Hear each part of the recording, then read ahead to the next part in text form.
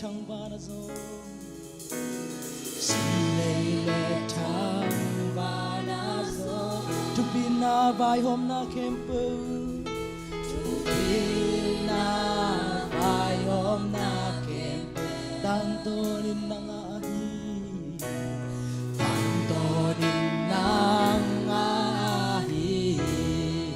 nang bang của nang om lo nang bang của nang om lo vi oh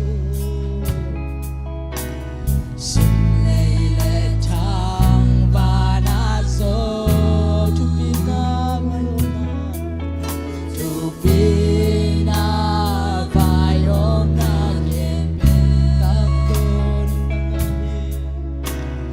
tang to nin nang ahi hong bia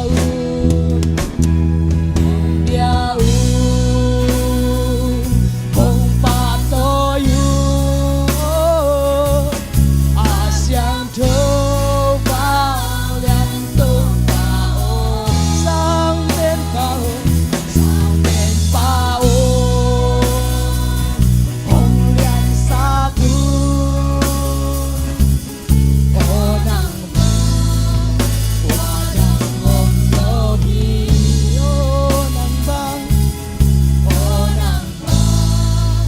qua đằng ôm lo hi nang bang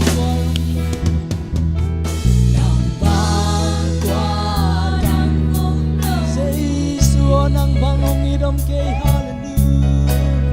sang bên liên bên chu pi bên nang mang bin ta dam lo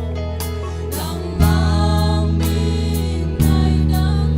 bin ngai bên Giêsu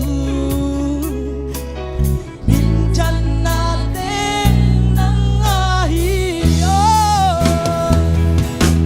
hong bia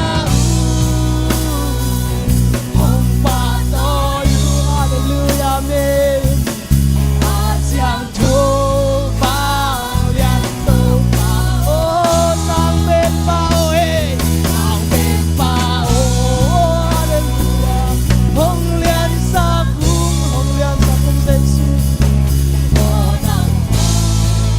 qua đằng ôm lo hi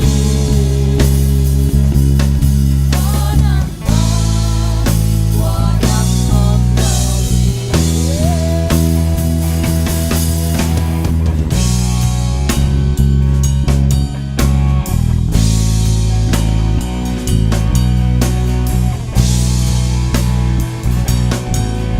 chung boy sia lam tang hi sia lam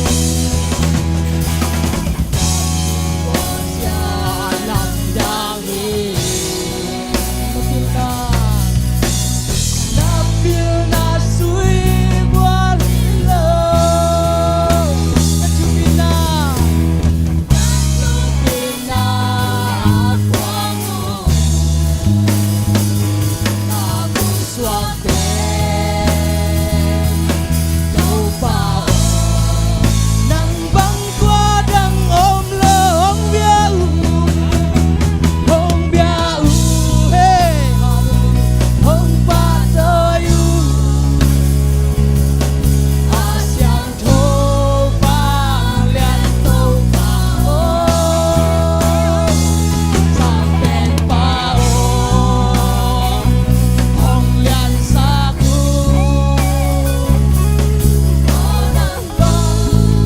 qua đằng ôm lo hi ô nang bang qua đằng ô nang bang qua đằng ôm lo hi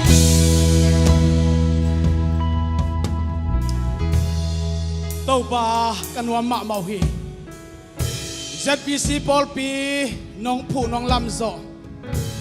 akum giat conference nei na ni ta khan na nami zat pa reven kam khan gen to ni ta khan na chiang wal zo na nong piak manin zo na pia wang lian na tàu pa na tua long dam thu kong ko hi tu ne ki khom thai lo te jing chang thai chang nuam tak ki khom thaya liam lam tua la tàu pa nang manuel na le tàu pa nang ma thu pa sunga tàu pang ki dia ding in ami te Jesu na min to thu pa ka pio hi hallelujah hallelujah Hallelujah. Vana sangbal ibiang na Yesu kyang panin.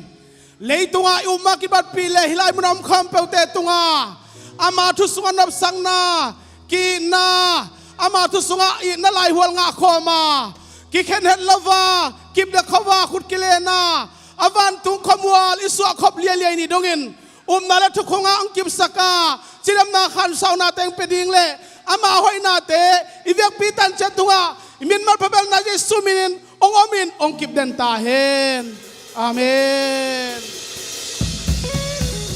Hallelujah. Nabigpintong paano pa ang pitahin.